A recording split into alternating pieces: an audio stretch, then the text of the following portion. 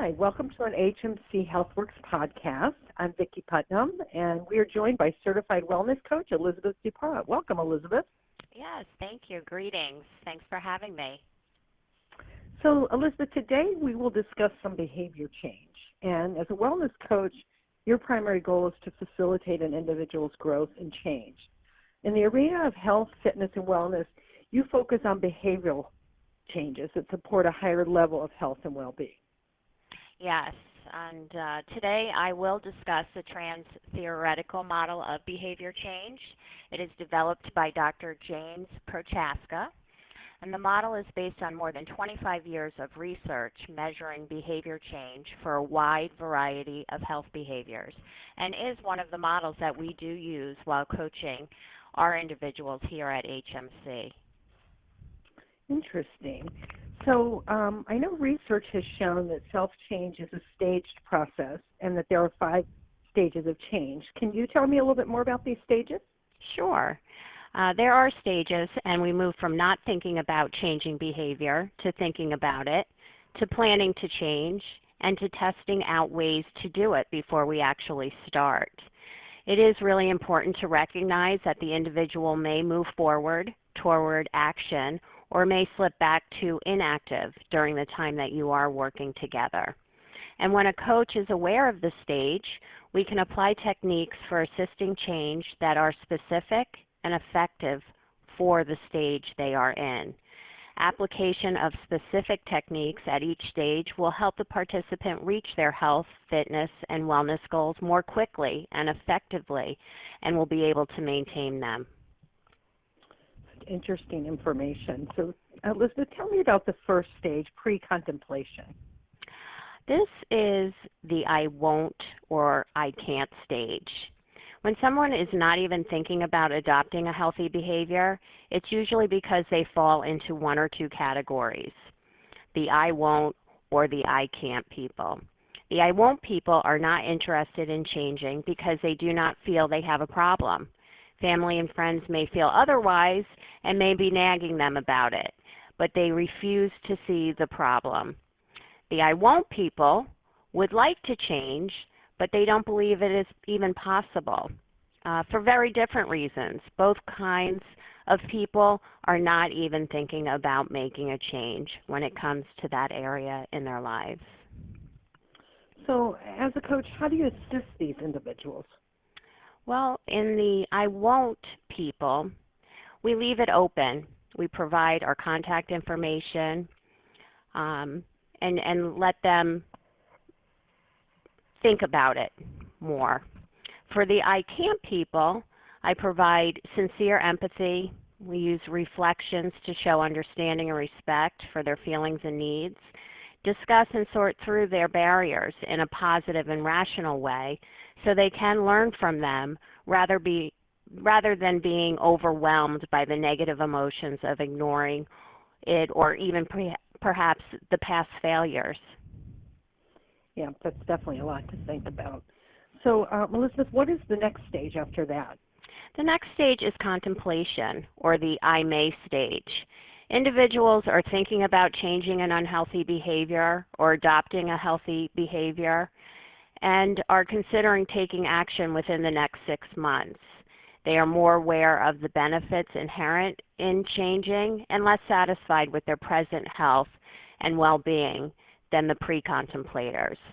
So I would really assist them in connecting them with their strengths, identifying their reasons for change, the whys, the payoffs, what would be the benefit, and connecting them with others, for support, weighing out the pros and cons to making a change, and coming up with small, realistic thinking and feeling goals.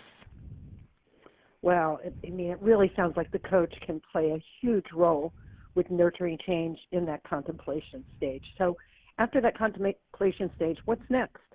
Preparation, or the I will stage. In this stage, ambivalent feelings have been largely overcome, and individuals have strengthened their motivation, and they are planning to take some action within the next month. This includes assisting them with their specific plan for change, brainstorming and coming up with a lot of small steps that are actionable and realistic, and discussing any barriers that might arise and strategies to overcome. You know what, as you're explaining these stages, I can see actually how they're relevant even in my own everyday habits. So even something as simple as me trying to pay attention to my plate and how much of it is filled with fruit and vegetables at a meal, I'm ready to go to the action stage, aren't I? Exactly. This is used in everyday life and eventually leads to a change in action, which is our next stage. The action stage, the I am stage. In this stage, individuals have identified the new behavior that they want to establish and are doing it consistently, building up to a target level. For example, they may be working toward meeting the American Heart Association definition of cardiovascular exercise, or in your case, by noticing the plate portions. You move to the I am stage and are having half of your plate filled with fruits and vegetables for meals. Yeah, so what else do you do in that stage? We can continue or assisting them connect the new behaviors with their strengths, values, and preferred environments.